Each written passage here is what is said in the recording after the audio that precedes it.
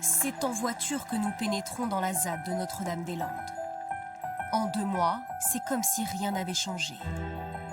Sur des kilomètres, les mêmes campements précaires. Les zadistes n'ont pas quitté la zone. Ces terres appartiennent à l'État et pourtant ils se sentent ici comme chez eux.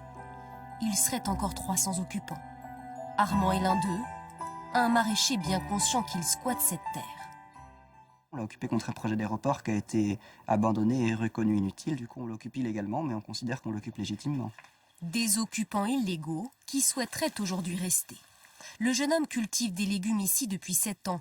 À 1 semaine de la fin de la trêve hivernale, il redoute l'expulsion promise par la préfecture. Moi, je sais pas si ça tombera sur ma maison, sur quelqu'un d'autre, sur tout le monde et tout. Du coup, on n'est pas super tranquille. Après, on commence à avoir l'habitude. Depuis des années qu'on est là, tous les ans ou tous les 2 ans, on nous promet qu'on va nous expulser. Du coup, si on arrêtait chaque fois qu'on nous promet de nous expulser, si on arrêtait de faire ce qu'on fait, on ferait jamais rien. Ils sont plusieurs dizaines à avoir créé une activité ici. Éleveurs, boulangers, brasseurs. Pour avoir une chance de rester, ils vont devoir régulariser leur situation. Certains ont déjà refusé, d'autres sont plus mesurés. Dans cet atelier, il y a Pierre, 37 ans, forgeron. Il a investi cette ferme avec ses camarades. Il se dit ouvert au dialogue.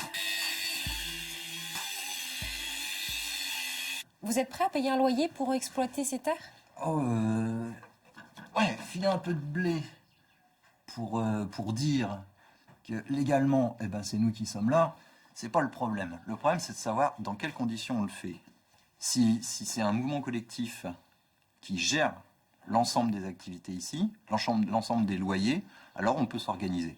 Mais il n'y a personne ici qui a envie de payer soi-même un loyer à l'État et de faire bande à part de ce qui est un mouvement collectif. Ça n'a pas de sens.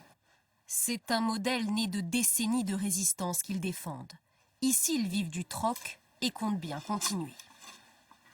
Voilà, moi en ce moment j'ai ça. Voilà, mon compte en banque il est là. Donc avec 3,40 €, vous vivez tout un mois? Peut-être 2 semaines, on va dire. En fait, moi quand je fabrique quelque chose, quand je répare une machine, là je dois réparer un morceau de tracteur, je ne demande rien du tout. Par contre, je sais qu'il y aura des pommes de terre, il y aura du sarrasin, il y aura des oignons.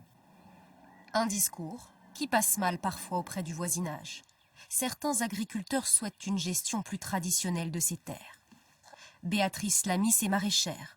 Expropriée à l'époque du projet de l'aéroport, elle veut aujourd'hui récupérer la pleine propriété de ses champs. Mais une partie est occupée. Donc là-bas, il y a des zadistes. Voilà. Donc nous, on veut récupérer nos terres. On attend que l'État prenne ses responsabilités. Maintenant, voilà. Je suis un peu sceptique.